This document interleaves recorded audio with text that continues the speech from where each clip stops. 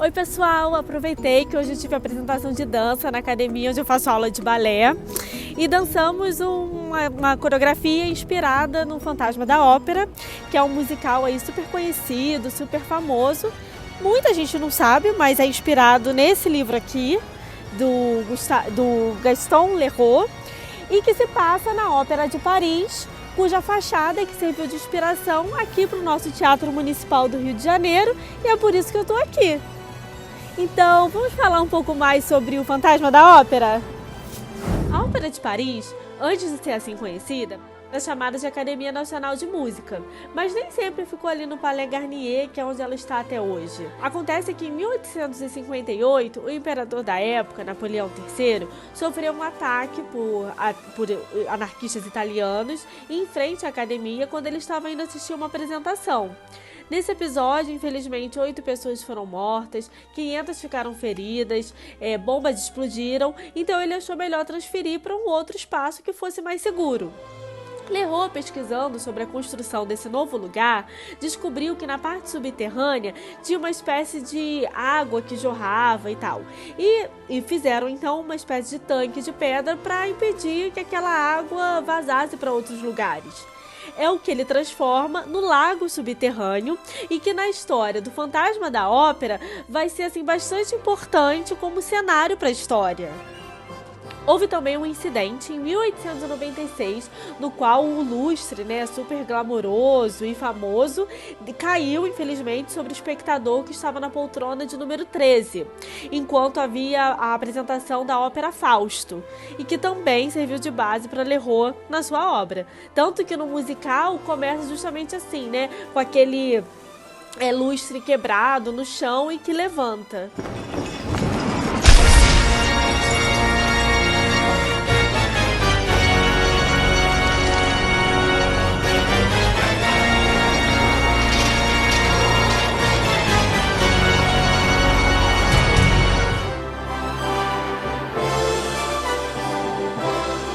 Inicialmente em Direito, mas abandonou e acabou exercendo a profissão de jornalista, mais especificamente jornalista investigativo.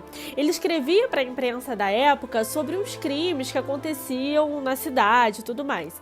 Ele se tornou assim tão conhecido por essa questão que foi convocado para se tornar um correspondente na Rússia, morou lá por um tempo, e foi quando ele inclusive cobriu a queda dos czares.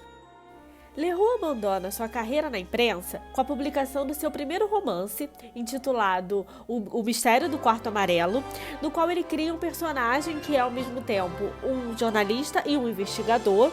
Então, uma característica desse autor é que ele explora fatos reais, concretos, com a intriga ficcional dele. Então, assim, para nós, enquanto leitores, é difícil perceber onde termina a realidade e onde começa a ficção. O Fantasma da Ópera existiu. Não foi, como se julgou por muito tempo, inspiração de artistas, superstição de diretores, nem criação grotesca das mentes exaltadas das demoiselles do corpo de baile, de suas mães, das lanterninhas, do pessoal dos camarins ou da zeladora. Assim começa o Fantasma da Ópera.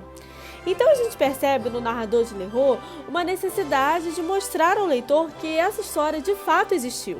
Para isso, ele faz uso de notas de rodapé, um recurso literário que vai ser usado por outros autores futuramente também.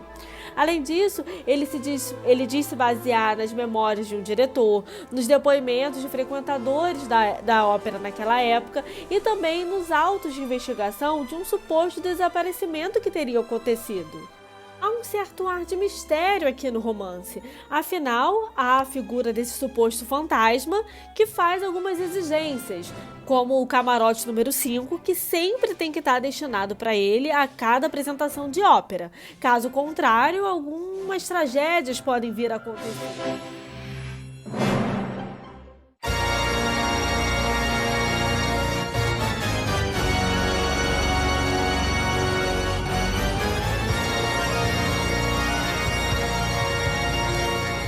De forma bem sucinta, a gente pode dizer que a história do Fantasma da Ópera se baseia num triângulo amoroso. no qual temos Christine, uma cantora da ópera que está em ascensão, porque a principal soprano passou a desafinar. Raul, um visconde que está de licença em Paris por alguns meses antes de retornar para o seu posto na Marinha. E o tal fantasma da ópera, que alguns enxergam como uma caveira, outros dizem que tem uma bola de fogo e que para Christine, na verdade, é o anjo da música. Vemos resquícios do romantismo nesse triângulo amoroso. Raul vê em Christine a idealização da mulher amada. O fantasma vê em Christine a junção da beleza física, artística e até da alma. E Christine está ali dividida. Ela realmente ama Raul, mas também tem parte do seu coração dedicado a Eric, o suposto nome do fantasma. Para nós, leitores atuais, fica claro que há ali uma espécie de violência emocional de Eric para com Christine, né? Praticamente um relacionamento abusivo. Afinal, não podemos obrigar ninguém a amar ninguém. Em contrapartida, é importante a gente ter em mente uma fala dele. Só me faltou ser amado para ser bom. Uma característica bastante presente nesse romance é a intertextualidade, ou seja, as ligações e referências com outras obras literárias. Por exemplo, o ciúme e a vingança de Eric remete muito ao Otelo de Shakespeare.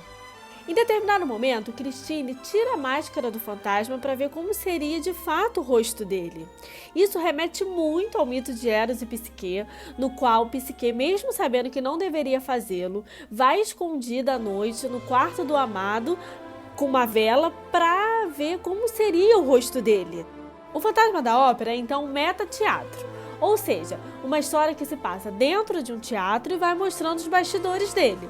Não só no que diz respeito às pessoas que trabalham, maquinistas, bailarinos, mas também nos espectadores. Nós vamos conhecendo um pouco de como seria a sociedade da época. Há um pedaço em que ele diz, que o bom parisiense é aquele que não mostra de verdade as suas emoções. Se ele está alegre, ele se mostra indiferente. Se ele está triste, aí sim ele mostra uma certa alegria. Enfim, é como se todos usassem máscaras. Um pouco antes de Leroux começar a escrever esse romance, alguns áudios com gravações de grandes cantores da época estavam sendo enterrados sob a Ópera Garnier. E a imprensa noticiou na época que um cadáver tinha sido encontrado ali. Bom, esses áudios que tinham sido lacrados em 1907 foram reabertos em 2007, mas há quem diga que o tal cadáver nunca existiu. Pessoal, espero que o que eu tenha dito aqui sirva de incentivo para que vocês leiam, tá? Recomendo bastante a leitura do Fantasma da Ópera.